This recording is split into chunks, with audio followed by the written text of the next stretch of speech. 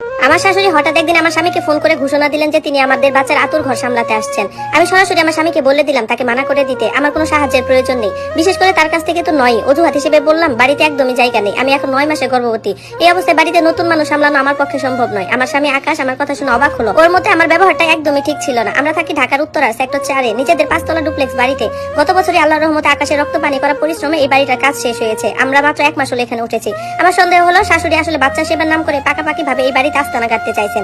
আকাশ জেদ ধরলো মা যেন আসবেনি। আমি পরিষ্কার জানিয়ে দিলাম তিনি যদি জোর করে আসেন তবে তাকে ঢাকার রাস্তায় রাত কাটাতে হবে। এই বাড়ির প্রতিটি ইট গাথা আমি নিজের চোখে দেখেছি। আমি আমার সাজানো সংসারে কোনো ভিড় সহ্য করতে পারবো না। নাতি দেখার দোহাই দিয়ে তিনি আমাকে বা আমার স্বামীকে নিয়ন্ত্রণ করবে সেটা আমি হতে দেব না। আমি বারবার নিষেধ করা সত্ত্বেও আকাশ আমাকে খারাপ স্ত্রী প্রমাণ করার জন্য 2 সপ্তাহ আগে লুকিয়ে আমাকে দাওয়াত দিয়ে নিয়ে এলো। সেদিন আমি হসপিটাল থেকে চেক আপ করিয়ে বাসায় ফিরে দেখি শাশুড়ি আমার ড্রয়িং রুমে বসে আছেন। একটা ঘরে তার ব্যাগপত্র রাখা। তিনি রান্নাঘরে ঢুকে ওনার গ্রাম থেকে আনা দেশি মুরগি দিয়ে ঝোল রান্না শুরু করেছেন। মেজাজটা আমার বিগড়ে গেল। আমি রান্না করা খাবারগুলো সব ডাস্টবিনে ফেলে দিয়ে ওনাকে চলে যেতে বললাম। উনি বেশ শান্তভাবে আমাকে মনে করিয়ে দিলেন যে এটা ওনার ছেলের বাড়ি আর উনি শুধু ওনার প্রথম নাতিকে আদর করতে আর আমাদের সেবা করতে এসেছেন।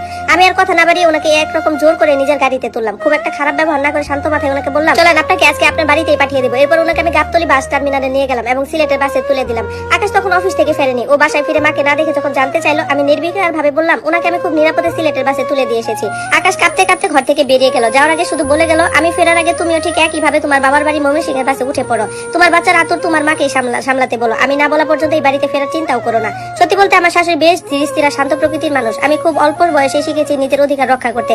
বিশেষ করে এই বাড়িটা তৈরির সময় আমার যে শ্রম ছিল সেটা আমি কাউকে ভাগ করে নিতে দেবো না। আমি ভেবেছিলাম আকাশ হয়তো বা রাগের মাথায় বলছে 2 দিন পর সব ঠিক হয়ে যাবে। কিন্তু কালও যখন ফোন করে আবার একই কথা বললো এবং গত 3 দিন ধরে বাসায় না ফিরে আমার সব ফোন কল ইগনোর করছে, তখনই বুঝলাম পরিস্থিতি আসলে আমি যতটুকু ভেবেছিলাম তার চেয়েও বেশি জটিল হয়ে পড়েছে। সেদিন রাতে উত্তরা 4 নম্বর সেক্টরে সেই বিশাল ডুপ্লেক্স বাড়িতে আমি একদম একা। চারিদিকে নিস্তব্ধতা যেন সোমবার সকালে ঢাকা শহরে জ্যামের চেয়েও বেশি দম বন্ধ করা। আমি বারবার ফোনের দিকে তাকাচ্ছিলাম। আকাশের কোনো ফোন নেই, মেসেজ নেই, এমনকি হোয়াটসঅ্যাপে আমার পাঠানো টেক্সটগুলো সিন পর্যন্ত করেনি। খুব কাঁদতে ইচ্ছা করছিল। 9 মাসে পেটটা একদম শক্ত হয়ে আছে। পেটের ভেতর বাচ্চাগুলো ফুটবলের মতো লাথি মারছে। কিন্তু আমি চোখের জল গিলে ফেললাম। নিজেকে বোঝালাম আমি তো কোনো ভুল করিনি। ওই মহিলা ওনার নাতি হওয়ার উসিলায় আমার রাজত্ব কেড়ে নিতে চেয়েছিলেন। এই বাড়ির প্রতিটা ইটের গাঁথুনি আমি দাঁড়িয়ে থেকে তদারকি করেছি। যখন ছাদ ঢালাই হয়েছে, যখন মিস্ত্রিরা জানালা ফ্রেম লাগিয়েছে, যখন প্লাম্বার রান্নাঘরে সিঙ্ক বসিয়েছে, সবকিছু আমি ছিলাম। তাই আমরা আমার নিজের বাড়িতে একদম এসে অন্যকে খবরদারি করবে এটা আমি করতে দেব না। এমনকি তিনি যদি আমার শান্ত স্বভাবের শাশুড়িও হন।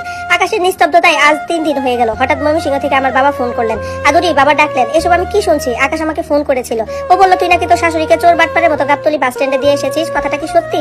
আমি বাবাকে সব বুঝিয়ে দিলাম। উনি আমার অমতে কিভাবে এসেছেন, রান্নাঘরে ঢুকে নিজের মতো করে গরু মাংসের ঝোল রান্না করে পুরো চুলা নোংরা করেছেন, আমার মুখের উপর বলেছেন এটা ওনার ছেলের বাড়ি, সবকিছুই বললাম। বাবা দীর্ঘক্ষণ চুপ করে রইল। তারপর বললেন মা তুই এখন 9 মাসের অন্তঃসত্ত্বা, কোনো তর্কে যাস না মা, বাসায় চলে আয়, আমি আকাশের সাথে কথা বলবো। কিন্তু মনে রাখিস বিয়ের পর ছোটখাটো কারণে বাবার বাড়ি চলে আসাটা ঠিক না। আমি যেতে চাইনি। এখন ময়মনসিংহে বাবার বাড়ি যাওয়া মানেই হলো